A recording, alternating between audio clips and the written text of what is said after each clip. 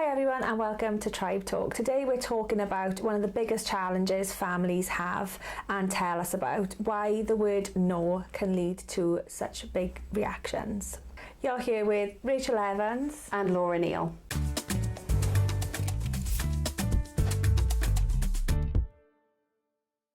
Today we're going to talk about why the word no can cause huge meltdowns for some children, what their behaviour could really be communicating, and practical strategies to help you say no in a more manageable way. So this is one of the questions I think we get asked all of the time when we're working with parents and carers and families, just saying the word no. Either they have told their child no, and we get this big burst of behaviour, but it just hits very differently for children who've experienced trauma. Or families say, I feel like I'm treading on eggshells all of the time and I can't say the word no. What do I do in those situations? But yeah, I think it's such a common thing. We have to say no as parents. Not everything's freely available and we have to say no to certain things. It's just how we do that in a more supportive way and manageable way, like you said. Yeah, and I think, as you said, Rachel, it is something that comes up all of the time, and as a parent you have to say no about certain things. So the question might be, can I stay up till midnight? And the answer is obviously going to be no if you've got a little one with that question. But how can you say that in a more manageable way when you know that for your child hearing the word no will cause these huge explosions, and it will for some of our children who've experienced trauma. And that example that you just shared about, there are lots of things that we have to say no around. There's certain boundaries that we have to put in place. And for some of our parents, I think they know that no is such a trigger for the children that they're caring for. And their question then becomes, what do I do in those moments? Because I know there's going to be an escalation. Do I avoid even saying no? Or how am I going to ride this kind of behaviour out? Yeah, because they can be huge things that they're asking sometimes as well. Like I said, no to I want to stay up late, but it can be, can I have more chocolate? Do I have to go to school today? It can be those types of questions as well, or I'm not going to school, and you have to say no, you are going to school. It can be huge things. We have to be able to put those boundaries in, but how do we do it? But I think first off, it might be helpful to talk about why it is that the word no is so difficult for many children who've experienced trauma. Yeah, it definitely the behaviours feel like a lot more intense and they happen more frequently, and knowing that it's that word no that can trigger. But what we do know from supporting children that have experienced trauma, that the main thing being that no is a signal to, it might be re-traumatisation for some children, but that loss of control, it being anxiety provoking and children wanting to regain some of that control, and you've rejected me now that you've said no, I can't have anything at all because I'm living here. So it brings up lots of thoughts and emotions for children, and then this is where we see then this escalation in behaviour, them communicating, this is what I'm feeling, this is what I'm thinking, and then we just see these big bursts. Yeah, you mentioned the word rejection there. I think many of our children, they do see the word no as a rejection. It can be as well that they haven't had a lot available in the past, so the word no, you can't have that. And it might be as simple as they've eaten too much, you don't want them to be sick, and it's no, you can't have that additional bar of chocolate or that additional ice cream. And to them, they're seeing it as nothing will be available again. So it causes this big reaction because of their trauma history. So this is where we're looking at what is behaviour actually communicating from the child. So what is the child trying to communicate to us from this big burst of behaviour? They've heard the word no, we've got this big burst of behaviour, and what they might hear from us when we say no is, adults don't care about me, I have no control over this situation, when am I even going to regain control? That creates a lot of anxiety for them to try and regain some of that control. Nothing's predictable. All these things kind of come up, and it's our jobs then to understand what that behaviour is communicating. What is it about their trauma history that is causing them so much difficulty from hearing the word no? Because it's causing such a big reaction. You've just reminded me, as you were talking about a little girl that I quite frequently see for therapy. So she has a trauma history and she has some developmental trauma because of that trauma history. And when her mum tells her no, she does see that as a rejection, and mum doesn't love me. So if I ask her within therapy, a big thing for her at the moment is her phone. So she wants her phone all of the time, and if mum says, no, you can't have your phone in the night, it's, well, mum doesn't love me anymore, mum's rejecting me. And that's how she verbalises it as well, mum doesn't love me anymore. So it's really interesting that the way children who've experienced trauma interpret things is completely different from how we interpret it. So as a parent, you're thinking, well, I have to put this boundary in place. It's not safe for her to have her phone in the night, and she's seeing that as she doesn't love me, when actually the opposite is true. I'm doing this because I love you and I want to keep you safe. Yeah, I was literally just thinking the same thing. It's what children are interpreting from that is very different to a child who hasn't experienced trauma. It might seem very small to us as parents and carers, us putting that boundary of, no, you can't have this right now, it's not available, or you can't have it at all. For children who've experienced trauma, they're interpreting that message very differently, and it means a bigger thing, and that's why we are seeing, or in lots of cases we see those big reactions to manage, and that's when it's quite exhausting then to parent like that, isn't it, where you feel like you're constantly firefighting and walking on eggshells. I think that is such a common bit of feedback we get from parents and carers. And I think as well, you're left in a situation where you think, well, what do I do? Because I can't directly say no to this, because I know I'm going to get a big reaction. I don't want that big reaction right now. So what do I do? And for many parents, they do end up giving in to some of the demands that children are then placing, which then makes the situation worse. So one of the things we have to look at is, what is it that we can do in these situations?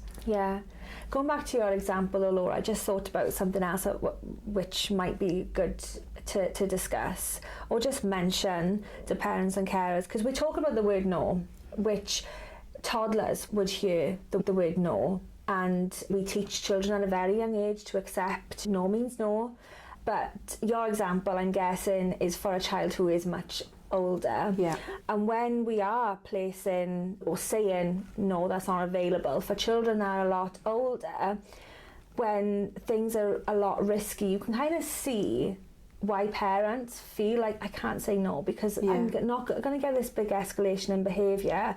My child's going to engage in risk-taking behaviours, then becoming like really torn then around, what do I do in this situation? Because I know I'm going to see these big behaviours, but also risky behaviours that children are engaging in. 100%. Some of the things that parents have brought to me in the past have been that their child has thrown items at them, they've gone to hit them, they've absconded, or they've run into a road. So it can cause these really risky behaviours to happen where somebody could get hurt as well.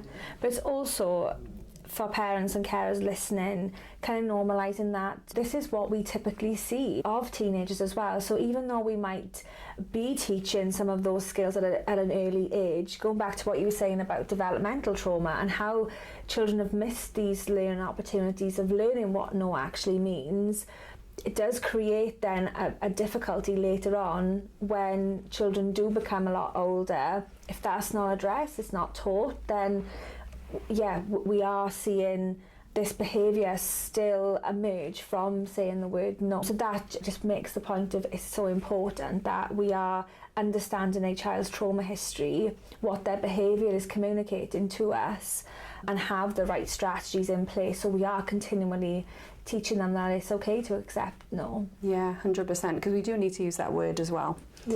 So what can we do about it, Rachel? So let's just start with things that we know will definitely not work.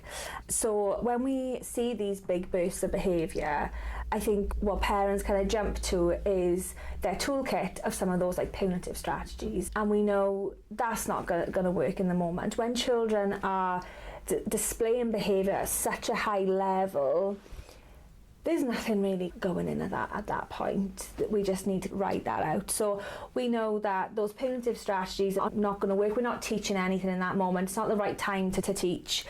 Even try reasoning with them or providing long explanations around why that behaviour is not okay to engage in. We know those things are not going to work, because we're at that point where we've said no, we're getting these big bursts of behaviour, we're not really teaching, accepting no, we're supporting children to calm at that point. Yeah. And we've got loads of podcasts around how we support emotional and behavioural dysregulation. And that's the kind of place that we're in when families say no and then we see these big bursts of behaviour. And in fact, actually, punitive strategies could cause more trauma, because what you're probably seeing is a outburst because of the trauma that they've experienced. And if you put punitive strategies in there, you could run the risk of causing more trauma. So we definitely wouldn't recommend anything punitive, which could be, you need to do this now, or I'm going to take your iPad off you, or you won't be able to go to the cinema like we planned tomorrow. We wouldn't recommend those types of strategies because it could add more trauma in there as well and reinforce the trauma that they've previously experienced. Yeah, and that is one of the most important things with practicing trauma-informed care, is to completely avoid, prevent re-traumatisation. Yeah. So it's important that we have that knowledge of how those punitive strategies can be interpreted by the children that have experienced trauma. Yeah. So what do we do in these moments then? So what do we do in these situations? So Laura, you'd mentioned about parents feeling like they're walking on eggshells. Do I put that boundary in and say no, or do I completely avoid it? And I think that's where parents find themselves within that conflict of what to do. And we did a deep dive recently on therapeutic parenting and what it is and what it isn't. So I suppose what we're saying when it comes to therapeutic parenting, placing that demand of saying no, you cannot have this, it's not about avoiding those boundaries. It's not about we can never say no. That's not realistic. We've got to teach children what happens in the real world. They're going to hear the word no, so it's our jobs to make sure that they understand and they're learning, they come into contact with, if no means no. No might mean an alternative, or no might mean not right now, but in a minute. It's really important that we are teaching acceptance of that word no, maintaining those boundaries and having that consistency, but thinking about how we deliver that piece of information of no. 100%. So it's definitely not that you should never say no. And what I would be really mindful there, so you mentioned therapeutic parenting, it's being mindful of what the trauma is, because it can look very different for each individual child. So it might be that a child has been in an environment where they've heard the word no all of the time and they've never been able to access anything that they want. And so the word no means that they're going to be punished. They're not going to be able to have anything to them. But it can be completely different for another child. It can be that their ability to process or understand consequences or what's going to happen next when you say no has been impacted by developmental trauma. So there's more of a cognitive delay there, or cognitive difficulty. So you need to understand the trauma and the impact to be able to understand, why is it that the word no is so big at this particular child? Yeah, definitely. That plays such an important role. And going back to what we were talking about, what is this behaviour communicating to me? And we don't really know that properly without that piece of information about the child's trauma history and what is it about that word no that becomes so difficult for that child. But it's important that we have some teaching elements around how we're teaching the acceptance of the word no. Because that's huge, actually. So as you were talking then, it reminded me of an 18-year-old that we worked with who hadn't had much consistency in his life whatsoever up until the point he was 18 and in supported living. So he hadn't come into contact very much with people saying no, because he didn't have those boundaries in place. So when he was 18 and he was in a supported living environment and someone said, well, no, we can't do that for you, it would result in these big outbursts, because he'd never been taught what to do when told the word no. He'd never experienced that, or experienced it so little. He just had no clue about what to do. So it was more about, how do we help him understand? Yeah. How do we help him what he does? How do we help him to communicate with a person who's saying, well, actually, no, I can't do that at the moment? Because at age 18, you really need to know that, because if you want to get a job, if you want to go into the workplace, there's going to be things that you can't do, and people will tell you what it is that you can't do within a workplace. And if you can't cope with that, that's going to cause a real problem. Yeah, and there's so many things you said there that I want to jump on, but just what you were saying about the big wide world and going for jobs and things like that, being under management, there are lots of situations where you would come up against the word no, and it's just not okay to engage in challenging behaviour like that. But it brings us back to the point earlier that we see this presentation in children, not just younger children, it is a lot older. And for that example of that individual you were talking about, he was 18 and never come into contact with the word no. So we've got this 18-year history that we're working against to help him understand and to accept the word no, to prepare him for independence. If we went with some other advice, we don't say no at all. We're not setting these children up for success at all. No. We're setting them up for failure. And I've actually seen that recently in a Facebook group that I'm in. The advice was, with children who've experienced trauma, they can't accept the word no, so don't tell them no. Yeah. Actually, it's the opposite. We need to gradually start introducing that word, because that will then set them up for success in the future if we can help them understand, what do you do when you hear that word no, or you're told that you can't have something or can't do something, because they will come into contact with that in the future. Yeah. So myth 1 busted. Yeah. Yeah, it's so important that we understand that trauma history, that behaviour, and make sure that we are saying no and setting children up for going out into the big wide world and having other people, not someone that they feel really safe with saying the word no, but lots of other people to be saying no, and it's how we react. We might not like the word no, I don't think many people like the word no, but it's how we accept that, and that's what we need to teach children. So 3 practical strategies that you can take away if you are struggling with saying the word no, feel like you're treading on eggshells. So practical strategy number 1 is just changing what you're saying. Sometimes just changing the word no and not even saying it at all, but saying it in a very different way. Not right now. It's not available right now. So just changing that can really help in lots of situations, because that's not then signalling to that child that something is completely not available, or they feel that rejection, or they feel that disappointment. I often find that works. That is quite effective in some of these cases. Yeah, just we can't do that this evening, or maybe next time, but we can't do that now. Yeah, those types of comments really help rather than saying no, because sometimes it's that word that's triggering. Or I can't get that now. So one that comes up fairly often is trying to negotiate over food as well. So if they want a specific food, so just saying, actually we've got this evening, maybe we can think about that tomorrow. Around meal times and things. Yeah, definitely. So changing our wording usually really helps. Practical strategy number 2 then is to offer some choices. So similar to strategies is, instead of saying no, then there might be an alternative that we're able to offer, which helps the child then accept no in an easier way.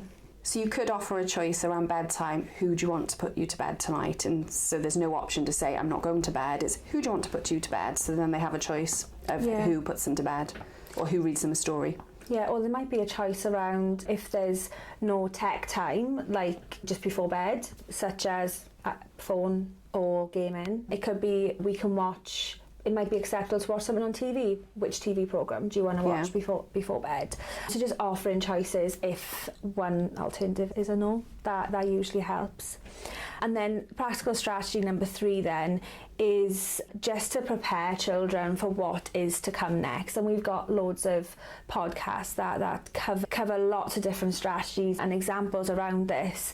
But when it becomes no, like you have to leave somewhere or it's an ending of something, then it's really important to try and prepare a child in advance so they know that no is coming and what the expectations are of them then. Yeah, I think this one is probably the one that's key for me. So for example, if you take your child swimming and you know they're going to be asking to stay longer in the pool and you can't do that because you have an appointment afterwards, you're prepping them beforehand. You know when you have to leave, so you're giving them that countdown, reminding them of the time. It can make it a lot easier than when they say, oh, can I have 10 more minutes? You're then saying no. So be really prepared in advance. Yeah, and preparing the child what the expectation is of them and also of the situation, what you go into next.